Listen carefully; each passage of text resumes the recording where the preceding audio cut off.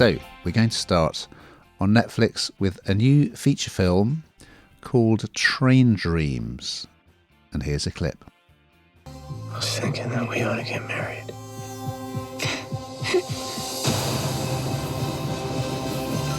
This is rough work, gentlemen. Not just on the body.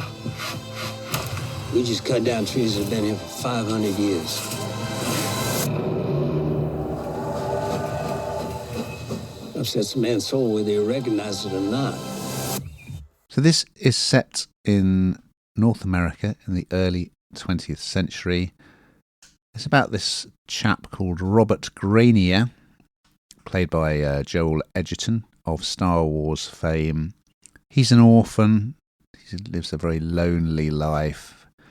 But then he meets Gladys, played by Felicity Jones, from The Theory of Everything, and gets married and becomes a dad.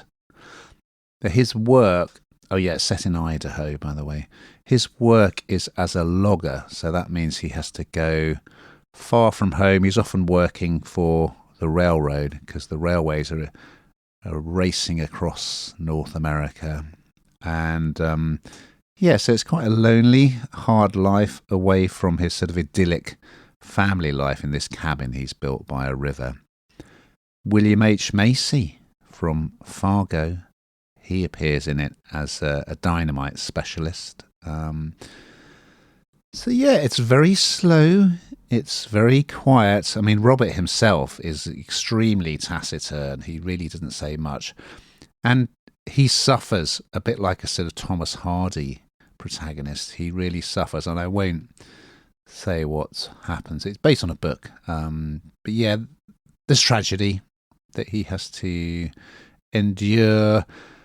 There's also some interesting reflections on the fact that they're basically deforesting these vast tracts of land, and like what impact will that have on the landscape and on themselves? And also 20th century technology is also racing ahead, although Robert remains largely untouched by it. You've also got Kerry Condon, who was brilliant in the Banshees of Inisherin as the sister of Colin Farrell's character. So she plays Claire, who is a forestry worker who sort of forms a bond with Robert later in his life. Yeah, this was very unexpected. It looks great. I mean, so much of it is shot outdoors. It looks incredible. And I just like the fact that it's very slow, it's very quiet, quite kind of elegiac. So, yes, recommended. What did you think, Hannah? Yeah, I know exactly. I mean, I love a period drama, so that's really nice. But I think we've become used to period dramas that aren't quite, as you put it, slow. I mean, they're quite pacey and racy, actually. Some of the recent ones that we've looked at on Binge Watch, and this does just sort of. It's lots to get your head around, but essentially quite a simple story too. And I think it's the reflection of losses, because there's a loss, isn't there, really? And also kind of through a man's eyes as well, which you don't always see in period dramas. I think often you see it through a female lens. And so I found that quite interesting as well.